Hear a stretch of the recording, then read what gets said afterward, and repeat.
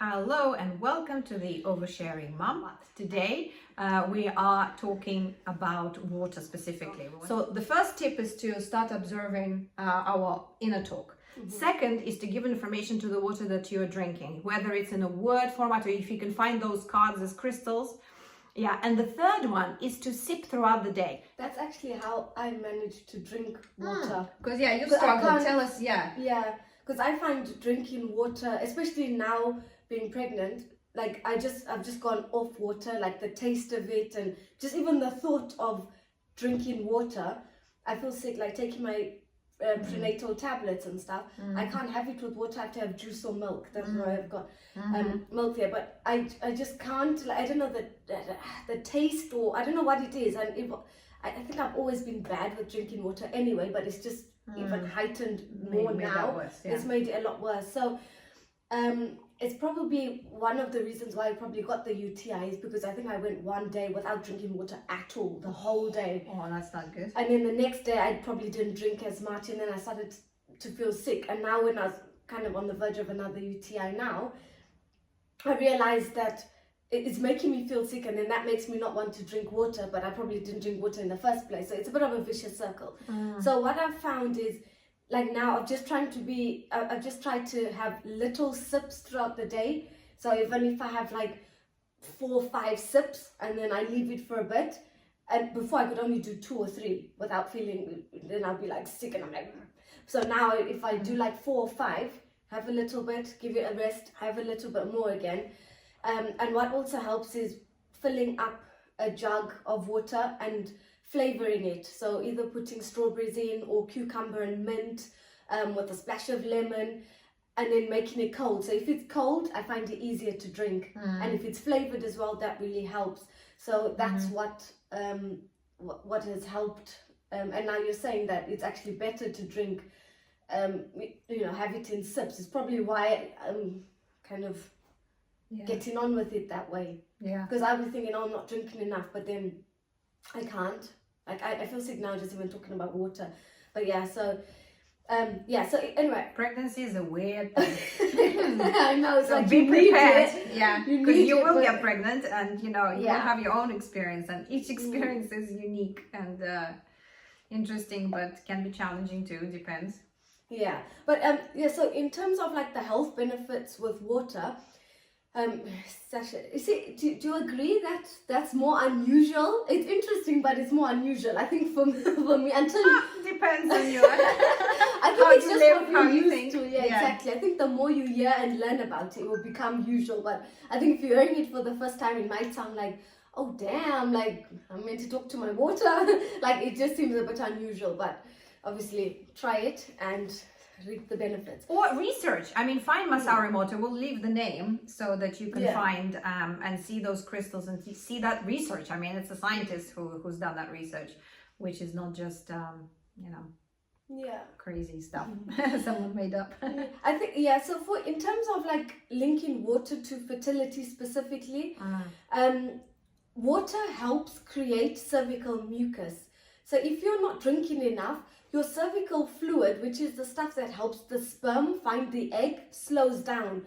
So now you can imagine, right? The sperm are trying to get to the egg, and because you haven't got that fluid, there's nothing really for them to swim in. So they need that water. So that's a really, really important part. So staying hydrated throughout the fertility process helps lubricate, and it cushions all our tissues and organs in the body. It also helps with the delivery of hormones throughout the body. And a really important one is it helps with egg health. So it improves the circulation, which then also improves your egg health. So those are like the main sort of important bits about water specifically for fertility, which you can tell, I'm sure, is really important. Your egg health, the sperm finding the egg, lubricating all the tissues and organs in our body, because obviously if your body's not functioning well, then pregnancy is not on the cards. It goes back to the favorable environment. So we want everything to be working well, and water is a really good start. As Sasha said, we're 70% water, the brain is 90% water, and everything starts with the brain. So again, like I'm sure Sasha will cover this in the challenge, but Sasha's mentioned before about the neural patterns and connections in the brain. There's ways to change those patterns so that things that we do want out of life start to happen, because there could be blockages which come from all sorts. There could be motherhood issues with mothers. Well, they're more like patterns, yeah. So they're like patterns. It blocks, maybe what Amana is trying to say, maybe it blocks us from getting what we consciously want, because subconsciously there is a pattern that's stopping us from getting there. So things like hypnosis and meditation, it does change this neural pathway situation. So you can create new neuron connections, you can break the old ones.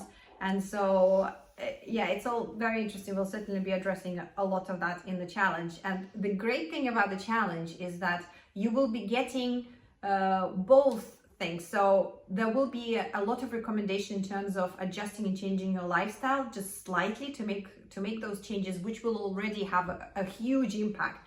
But I would always want to sort of dig a little bit deeper, think about things.